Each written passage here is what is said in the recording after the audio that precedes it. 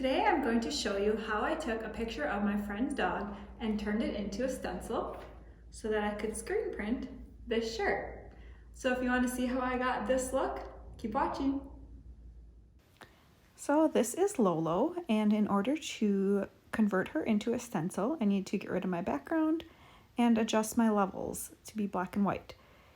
So I'm going to show you how to do that. Of course, you can remove the background in Photoshop, which is what I would normally do, but I also wanted to show you another option, which is to open an app and do it that way. There's a lot of apps out there that can remove backgrounds, but I'm going to use Canva for this one. So with Canva, I'm just going to import my photo and start a new project. And then I can go to the effects panel and remove the background. And it's as easy as clicking a button. So as you can see here, it's just thinking. And that's the results. So they do have a couple tools where you can go in and erase or add back in if it wasn't exactly how you wanted it to look, but this looks good to me, so I'm just going to export it or save it, and that's it. So now my background is removed. So like I said, you can do this in Photoshop, but I just wanted to show you this option as well. Alright, so I have my image back in Photoshop, and because Lolo was on leaves, you can see these kind of like jaggedy edges that I don't really want in my final stencil. I want to smooth that out a little bit for the cutout where her legs were and kind of where her side is here. I'm just going to use the eraser tool and erase the image to be the way I want it to look in my final stencil. So that looks pretty good. And now I am just going to convert this to black and white. There are two ways in Photoshop to convert an image to black and white. You can either go to Mode, Grayscale, or you could go to Adjustments, Black and White. I like to use the Adjustments palette because then you can adjust all these colors individually. So I'm just going to play around with these sliders and slide them until I get the look I want. So the finished look has to be as close to black and white as possible with no grayscale in there.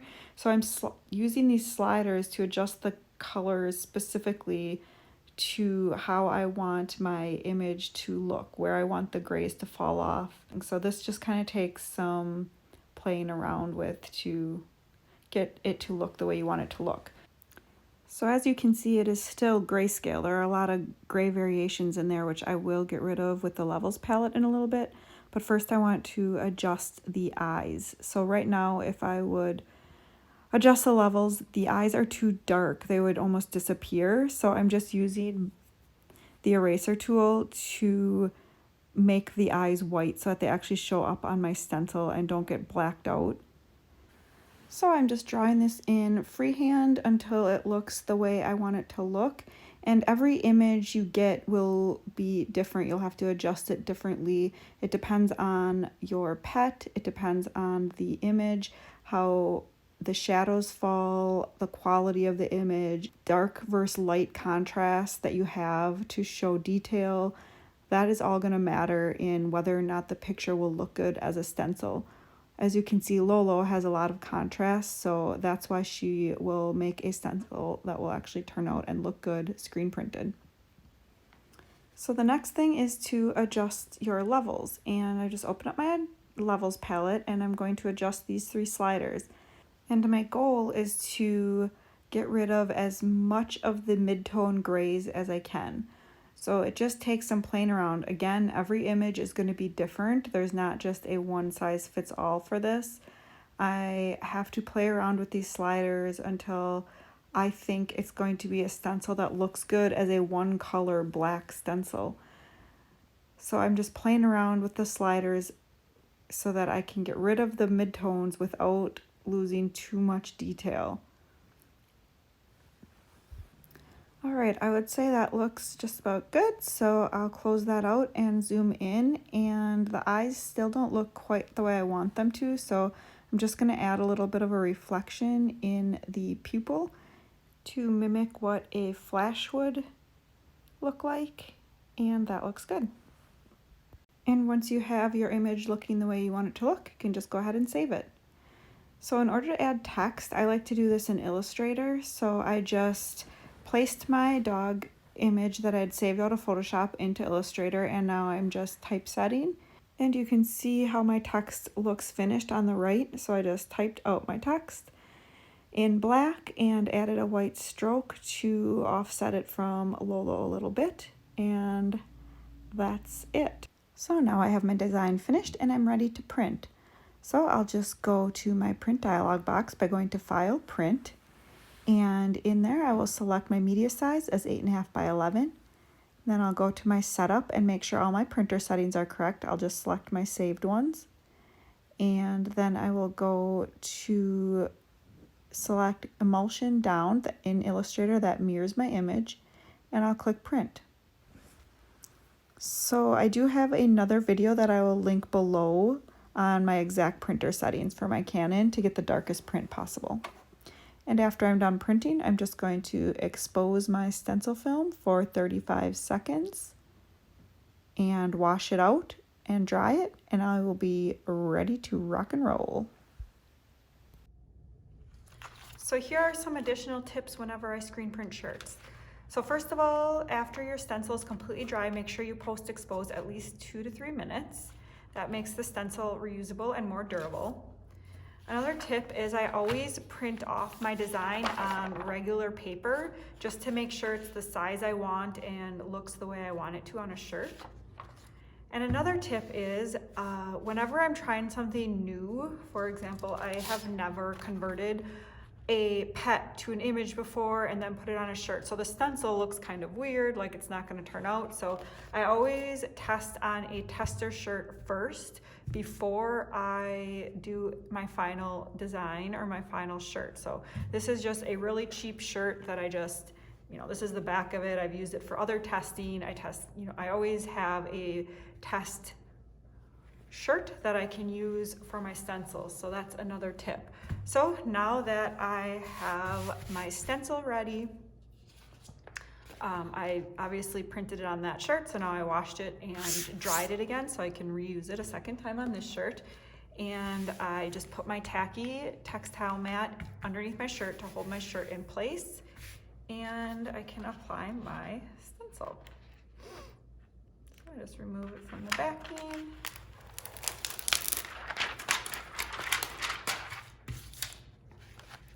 And place it where I want it to go.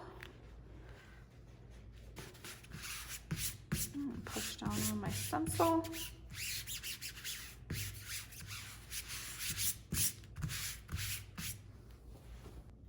And we're using our Speedball screen printing ink.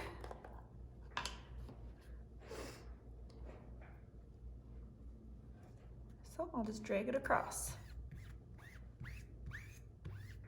And I'm just making sure to cover all the open mesh areas. And I'm using enough pressure to get the ink through the mesh, but not so much pressure that I'm causing I don't want the stencil to buckle or to cause any bleed or anything like that. So after I'm done covering all the areas, I just go over it again to get rid of any squeegee lines and any excess ink that's on there. And I'm just doing this very lightly. And then we always recommend to sort of lift slowly to make sure it has the coverage you want. You could always go over, if you missed any spots, a second coat.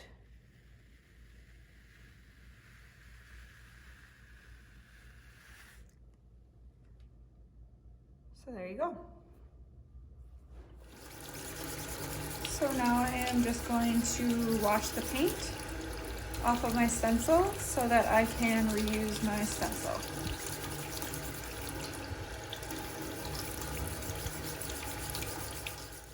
All right, so I washed my stencil and you can see it's still wet. I just added it to one of our release sheets and I'll let that dry and then I could reuse it if I wanted.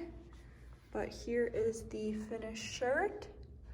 So I'm just going to let this dry And then after it dries, I will heat set it. After your ink is completely dry, you want to heat set the ink at 320 degrees for about 40 seconds.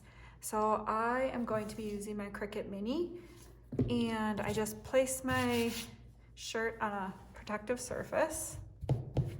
And I'm gonna use a piece of paper, and then I just go over the whole design. And I want to make sure I'm hitting all the areas for about 40 seconds. You can also use the regular Cricut press. You don't have to put this piece of paper down first, but since I'm rubbing all over the place, I like to. With a regular Cricut press, you just set it on 40 seconds, take it off. You can put it direct on your shirt.